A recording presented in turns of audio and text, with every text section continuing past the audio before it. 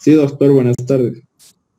Sí, doctor, buenas tardes. Voy a hacer mi referencia allá porque a veces se corta y andamos perdidos. Yo soy medio chaleco para estas cosas del Zoom y estas cuestiones. Esperamos unos 2 minutos más para empezar porque hay un tiempo, ¿no?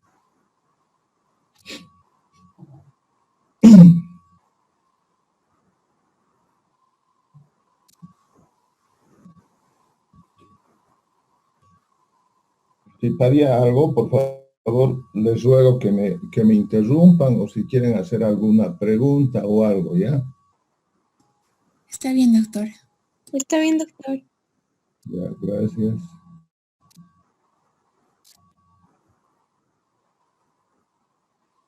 Bueno, yo creo que vamos a empezar porque hay un tiempo limitado. Entonces, hoy día nos toca hablar sobre cáncer gástrico. Y acontece que existen las muertes por 100.000 habitantes en 1988 a 1991. En Costa Rica ha sido de 77.5, en Rusia de 52.8, en el Japón 50.5, en Chile 48.8, en Inglaterra 17.6, en Canadá 11.4 y en Estados Unidos de 7.5. Se decía antiguamente de que uno de los países que tenía mayor incidencia de cáncer gástrico era el Japón, y se atribuía de que este cáncer gástrico en el Japón era por la ingesta de pescado ahumado que consumían los japoneses. Y han sido los japoneses los que han incentivado más en la cuestión de los procedimientos endoscópicos a través de la fibra óptica, con finalidad de llegar a una presunción diagnóstica para el cáncer. ¿No ve? Y tenemos acá que en Latinoamérica, aparentemente uno de los países que tiene una incidencia elevada es Chile, con una mortalidad de 48.8%. La epidemiología fue la principal causa de deceso en la primera parte del decenio de 1900 y por razones desconocidas su frecuencia ha disminuido sin cesar desde 1930. Desde 1950 ha declinado en zonas altas y de baja incidencia en todo el mundo.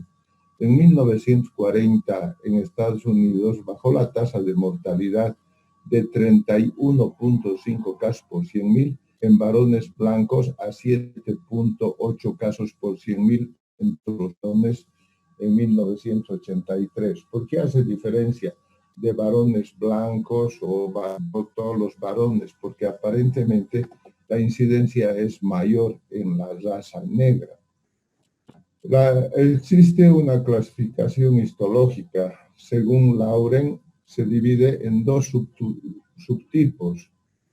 Una parte intestinal, que es epidémico, expansivo y bien diferenciado. Y la otra clasificación que clasifica en difuso, que es endémico, activo y mal diferenciado. El cáncer gástrico proximal es difuso y el cáncer gástrico distal es intestinal. Es más frecuente en varones en una proporción de 2:1 en una población de alto riesgo y en 3.1 en poblaciones de bajo riesgo.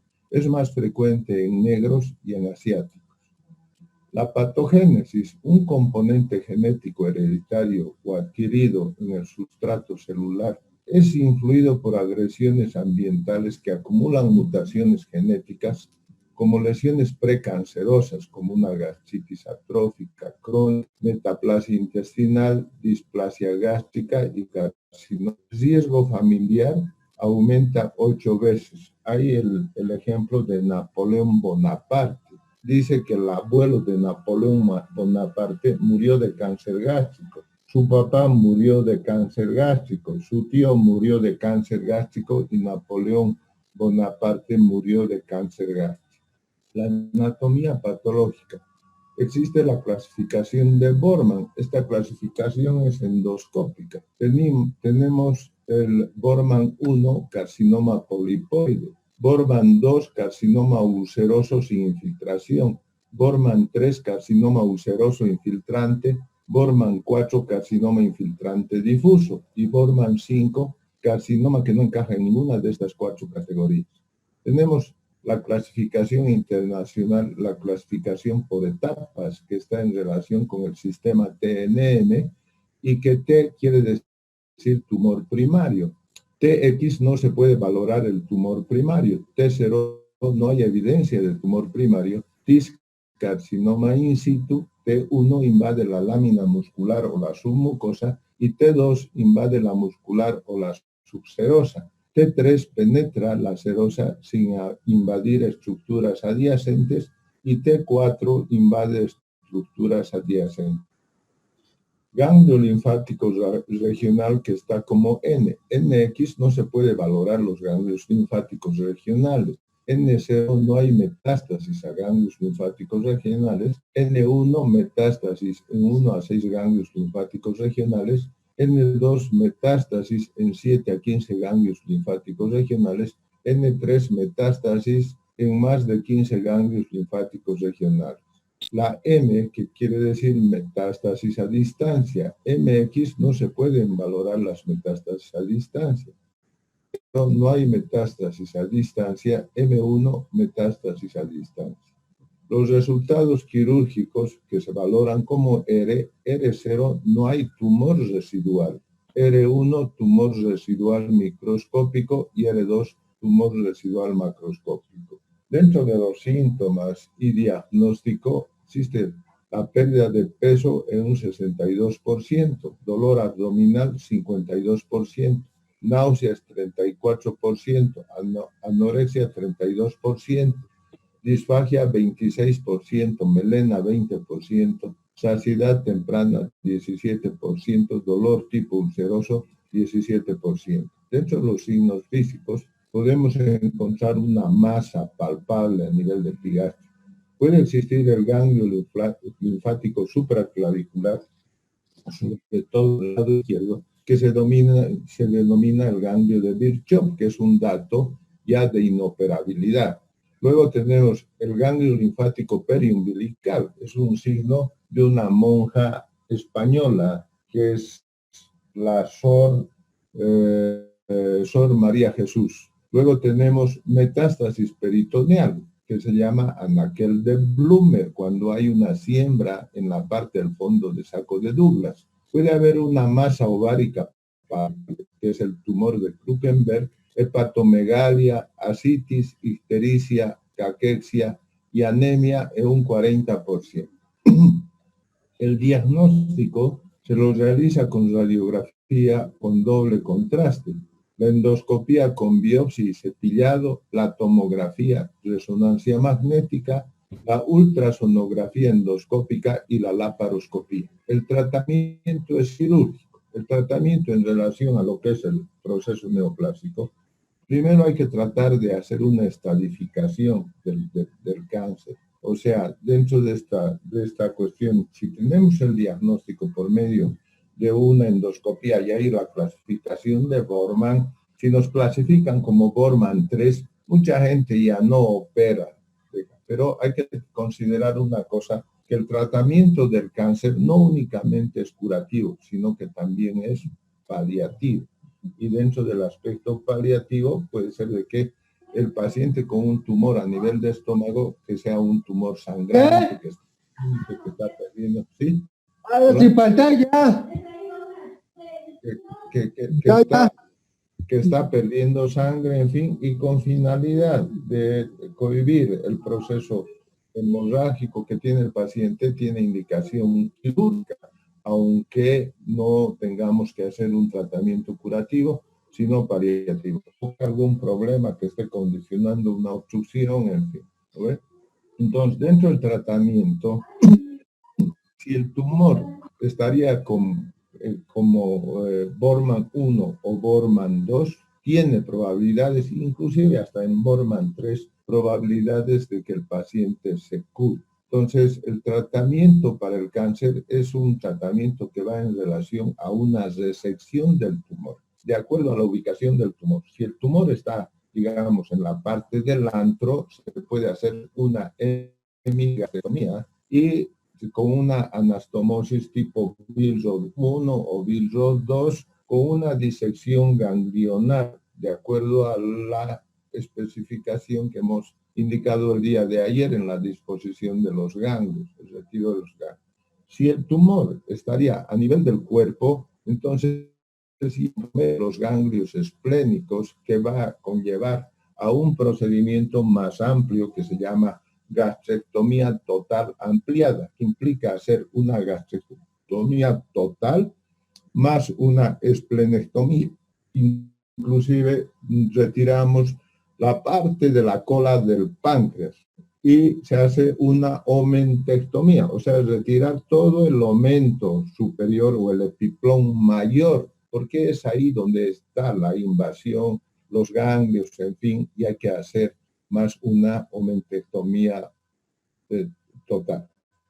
Entonces, en eso consiste el tratamiento del cáncer.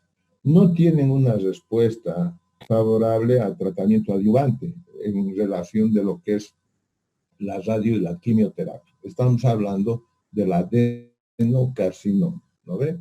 Entonces, eso es lo que compete a lo que es el tratamiento del cáncer. Bueno.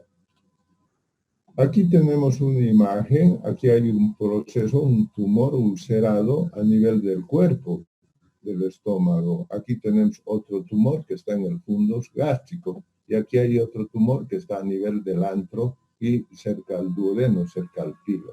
En esta placa radiográfica se observa que es una placa radiográfica con contraste, que se observa que no se llena de contraste y vemos aquí una irregularidad características del proceso neoplásico. ¿Ve?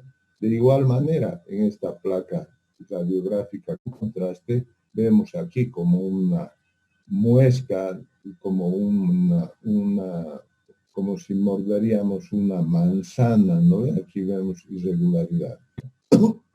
Aquí vemos, estos ya son los datos de inoperabilidad. Aquí tenemos el ganglio de Virchow, que aquí lo ponen como signo de Troussier. Esta es una cuestión de una referencia italiana.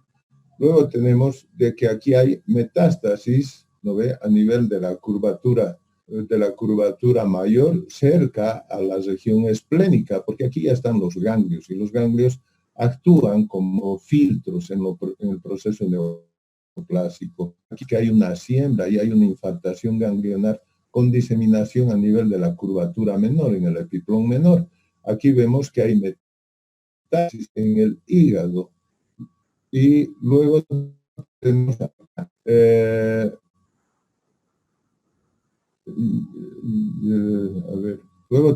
aquí tenemos metástasis en la parte prepilórica, metástasis en la curvatura mayor, a nivel del aumento del epiplón mayor.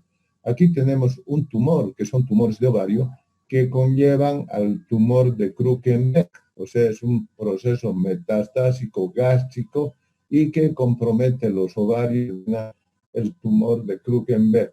Aquí vemos de que hay ascitis condicionada por el proceso neoplásico, y esta parte que ya puede haber una siembra aquí en el fondo del saco de Douglas, que es la de Plummer.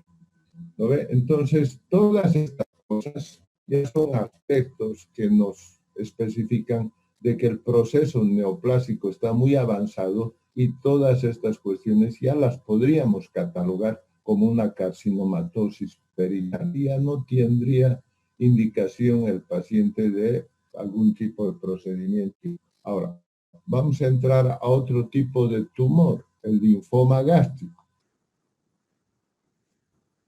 50% de todos los linfomas gastrointestinales son gástricos. 32% con linfoma gastrointestinal tienen linfoma sistémico. 17% con linfoma sistémico tiene afección gástrica secundaria. La enfermedad de origen cromosómica predispone al linfoma. 60% de los pacientes con linfoma tienen Helicobacter pylori y es más frecuente en varones en una proporción de 2:1. La patogénesis. Los linfomas gástricos primarios se originan en el tejido linfoide relacionado a la mucosa gástrica. El pseudolinfoma es un cáncer de bajo grado. La anatomía es similar al cáncer gástrico difuso y se clasifican en 5 categorías: infiltrativo, ulceroso, nodular, polipoide y combinado. Los síntomas: dolor abdominal, náuseas, vómitos, saciedad temprana, anorexia, pérdida de peso, anemia y masa palpable. Los estudios complementarios: rayos X con doble contraste, endoscopía, biopsia y cepillado, TAC de abdomen, tórax y pelvis, aspiración de médula ósea y biopsia, ultrasonografía endoscópica y laparoscopía o laparotomía con biopsia hepática y exploración esplénica y de ganglios mesenterios. Tratamiento y pronóstico: gastrectomía total con esplenectomía y disección de ganglios linfáticos en bloque.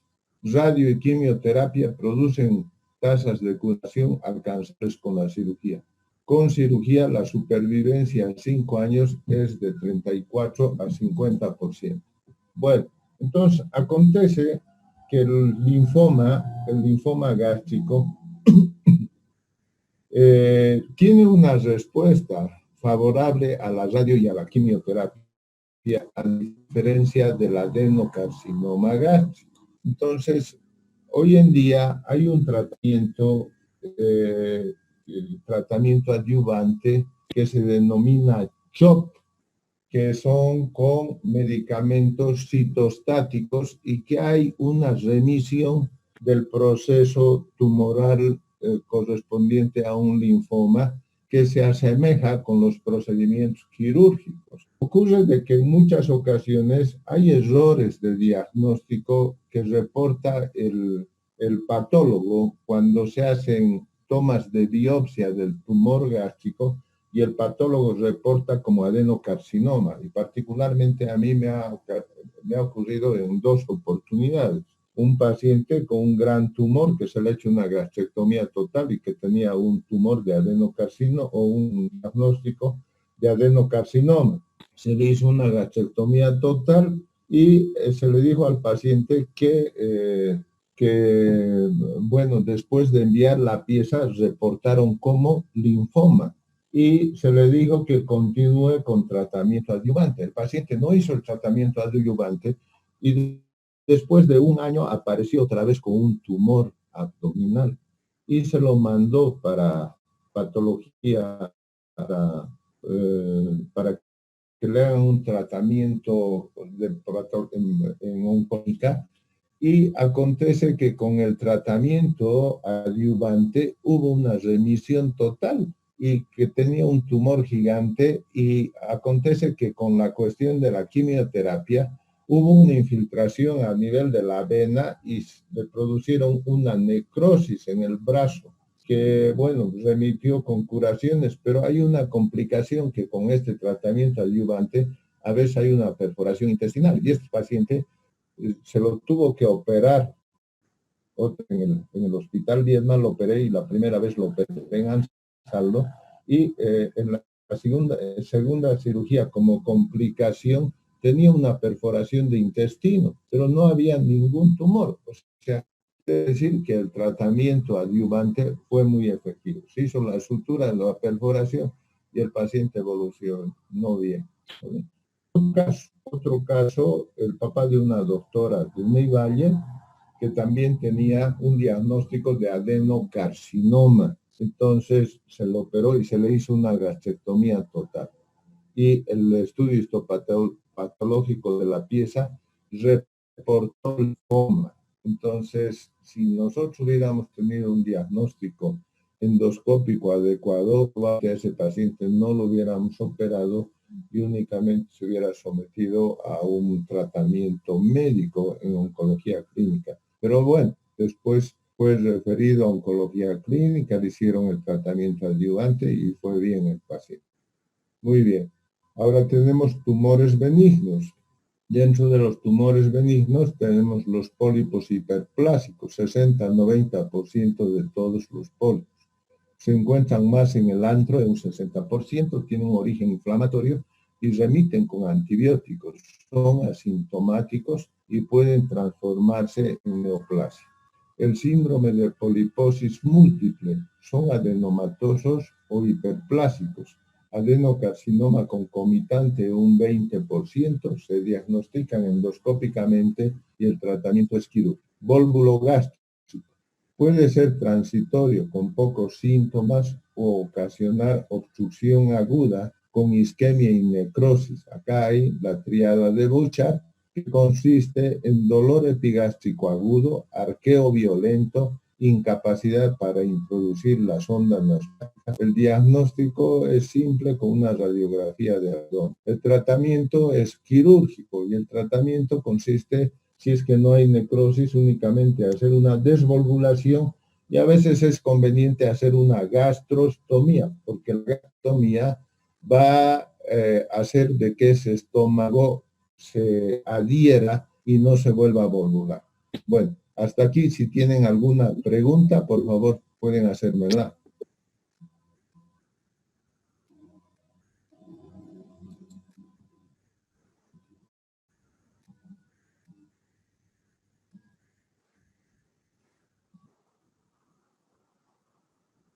Hola, ¿no hay preguntas? Creo que no, doctor. Ya, a ver si puedo entrar a otra presentación. Un poquito ya.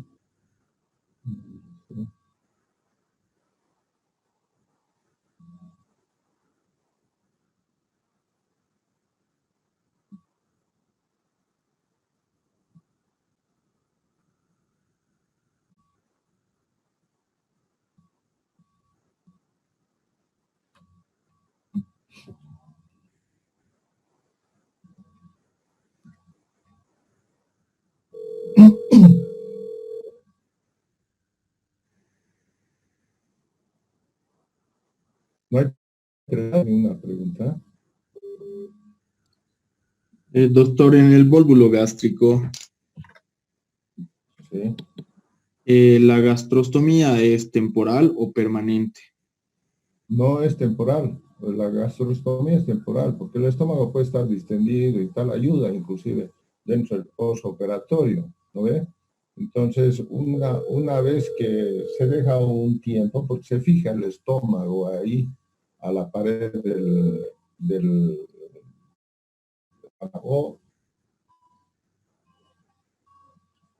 hola, hola.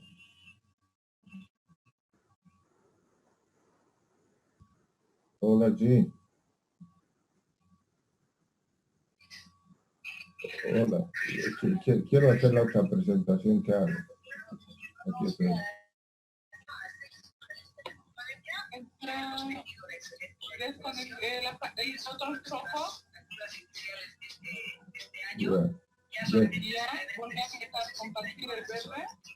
Compartir pantalla. Ya. Sí, muéstrame súper bien. Una buena cantidad, escoge. Pero ya he empezado con la... ¿Has escogido? Sí, compartir ahora, ¿no? ¿Ve? Compartir, muéstrame, Ya está. Ya, gracias, ya. Pregúntame si están viendo, a ver. Ya. Hola, ¿están viendo? Sí, doctor. Sí, doctor. Ya. Se ve. Ya. Gracias. Ya, a ver, ahora vamos a... Bueno, la situación de la gastrostomía es no es una gastrostomía definitiva, o si no, se lo puede fijar al estómago de alguna manera, a la pared, así sin necesidad de hacer gastrostomía, ¿entienden? Y también la evolución va a ser buena. El tiro es de que se evite a que se vuelva a volvular el estómago, ¿no ve? Sí, doctor. Ya, bueno, ahora vamos a hablar de intestino delgado, ¿ya? La anatomía embriológicamente deriva del intestino medio en la 5ª semana de la vida fetal. Mide de 2,70 a 2,90 centímetros, el duodeno 20 centímetros, el yeyuno de 100 a 110 centímetros, el ilion de 150 a 160 centímetros. Está irrigado por la arteria mesentérica superior. La inervación está dada por el sistema parasimpático y simpático. Los linfáticos proceden desde la mucosa hasta una serie de ganglios del mesenterio.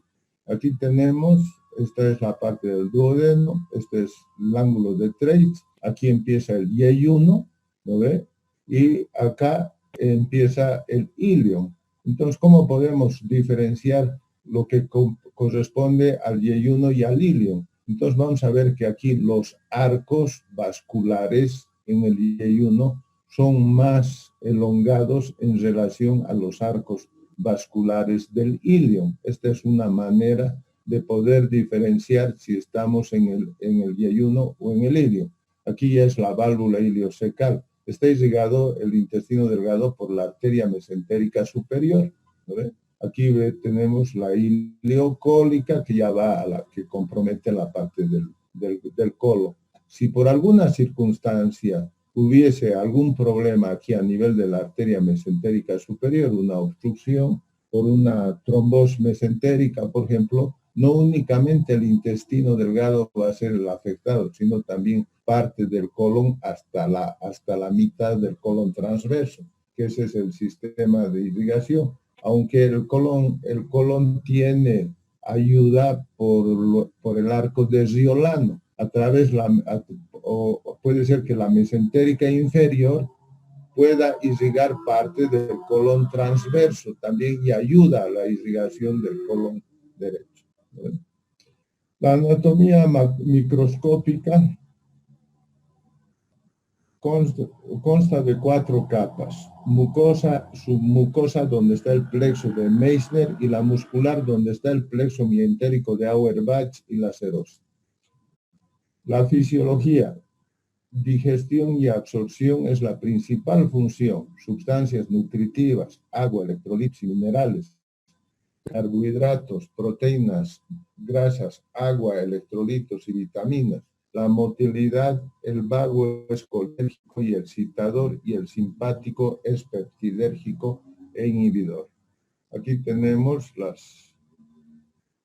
la absorción de grasas, proteínas, carbohidratos, minerales, calcio, magnesio, fierro, vitaminas B, C, folato, A, D, K, oligoelementos, zinc, cobre, vitamina B12 y ácidos biliares.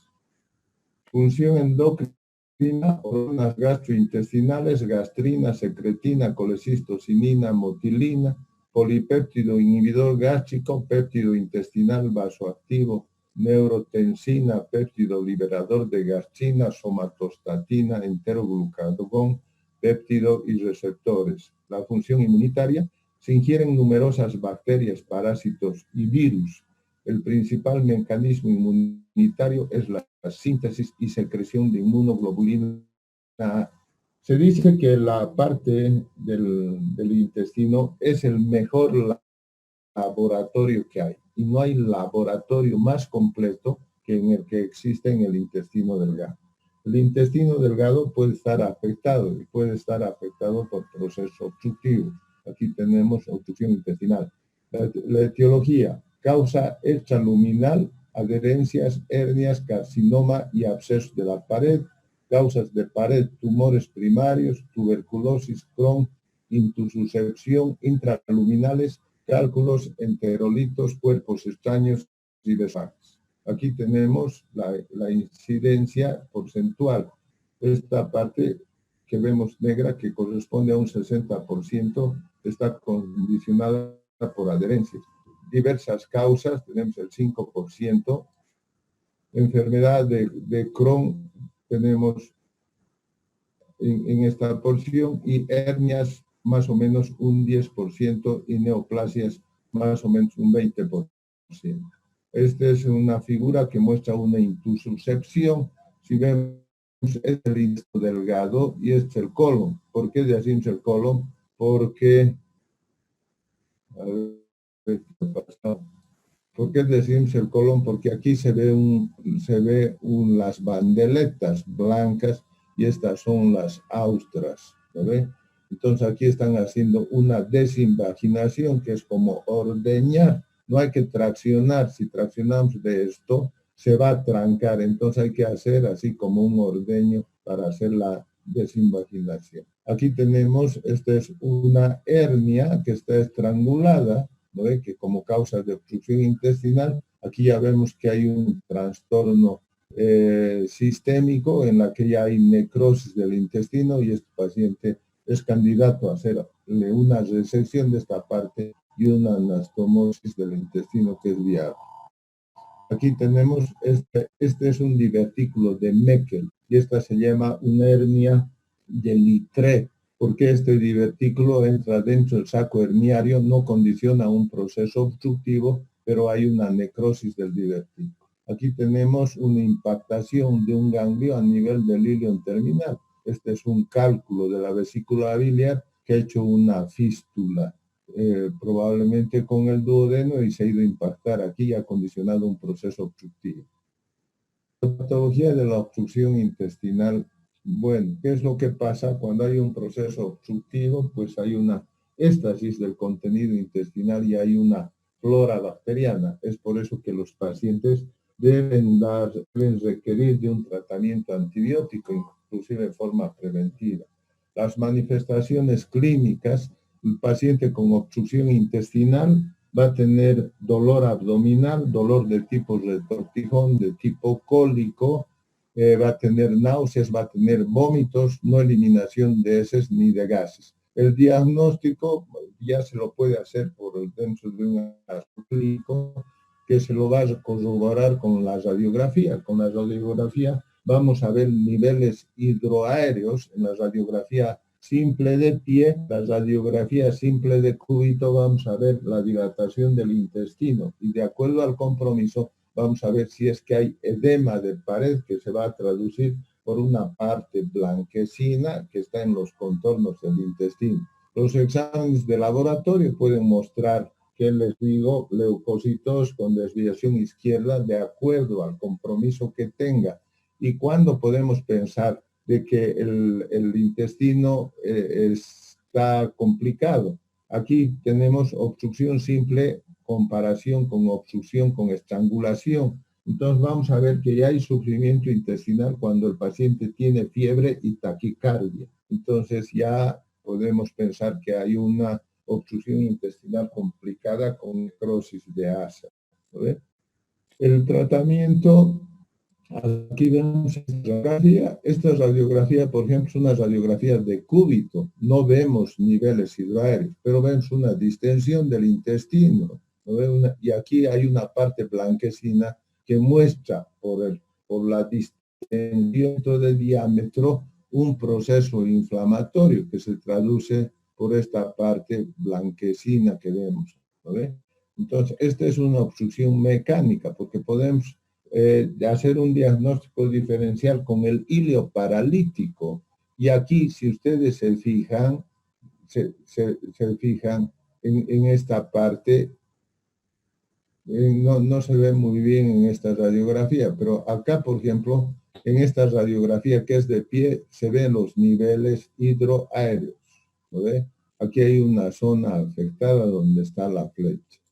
Bueno, el tratamiento debe hacer la reposición de líquidos perdidos porque el paciente va a estar deshidratado, o ponerle también electritos de acuerdo al ionograma, ponerle antibióticos y hacer una descompresión con sonda y el tratamiento operatorio una vez que el paciente esté hemodinámicamente estable. Pueden haber datos que nos indican ya de que no va a haber en algunas situaciones cuando hay pocos niveles y que cuando se le pone la sonda nasogástrica sale un contenido gástrico blanquecino, todavía le podemos dar una opción al colocarle una sonda y hacer aspiración por la sonda y vemos si el paciente tiene tránsito intestinal, elimina gases y tal.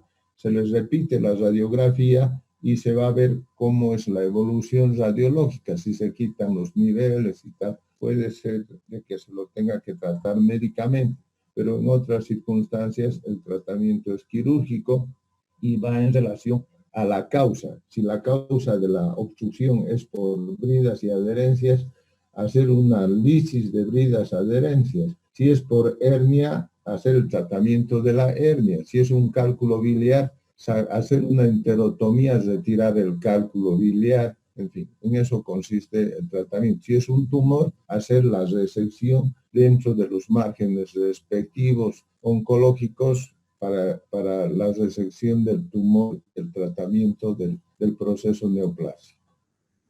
Suele ocurrir de que hay obstrucción intestinal recurrente. Esta obstrucción intestinal recurrente suele acontecer en un posoperatorio y puede ser aguda. O sea, los pacientes que se operan hacen al poco tiempo adherencias, se lo vuelve a operar una y otra vez, vuelven a hacer adherencias, y en ocasiones hasta se atribuye, se dice de que tiene un abdomen congelado, porque todo está ido, y el liberar todas esas asas que están adheridas puede dar lugar a iatrogenias, o sea, podemos perforar el intestino, suturar esas perforaciones y las suturas pueden tener licencia, en fin, y complicarse. Para este tipo de patología se han ideado unas técnicas que corresponden a hacer esto de aquí. Se ordena el intestino y se dan puntos, y esta se llama la operación de Noble. Entonces, todito el intestino se lo ordena ahí y se dan los puntos. Aquí está, ¿lo ve? Entonces, se fija así el intestino y es un procedimiento que conlleva a que no va a tener posteriormente problemas el paciente. Y esta es otra técnica, que es la técnica de Chailly-Phillips, que a través del meso se dan puntos en 2 o 3 filas de puntos y se fija el meso en un intestino ordenado. ¿Ve? Esa es la otra técnica. Y esta otra técnica para esas obstrucciones intestinales recurrentes es la colocación de una sonda, de una yeyunostomía, que va la sonda atravesando inclusive la válvula iliocecal, que se deja la sonda por un tiempo de 12 a 14 días. Entonces, en ese tiempo el intestino ya se adherido y también es un procedimiento que sirve para el tratamiento de ese tipo de casos. ¿Ve? El ilio, las causas del ilio paralítico, a la parotomía, a trastornos metabólicos y electrolíticos, a hipocalemia, hiponatremia, hipomagnesemia, uremia, coma diabética, medicamentos opioides, psicotrópicos, anticonvulsivantes, inflamación intraabdominal, hemorragia, inflamación retroperitoneal, isquemia intestinal, septicemia sistémica. ¿No ve? Entonces, también los traumas dorsales, lumbares, los traumas torácicos pueden dar lugar a un ilio reflejo. El tratamiento del ilio es ponerle una sonda nasogástrica y corregir la parte alterada hidroelectrolítica del paciente. Se diferencia clínicamente porque el ilio paralítico no tiene dolor. O sea, el paciente tiene sí distensión abdominal y radiológicamente se puede hacer el diagnóstico diferencial que en el ilio mecánico se ve de que no hay aire a nivel de la zona del recto. En cambio, en el ilio paralítico hay aire en la zona del recto. Es una radiografía simple de abdomen de pie. Si quieren hacerme alguna pregunta, por favor.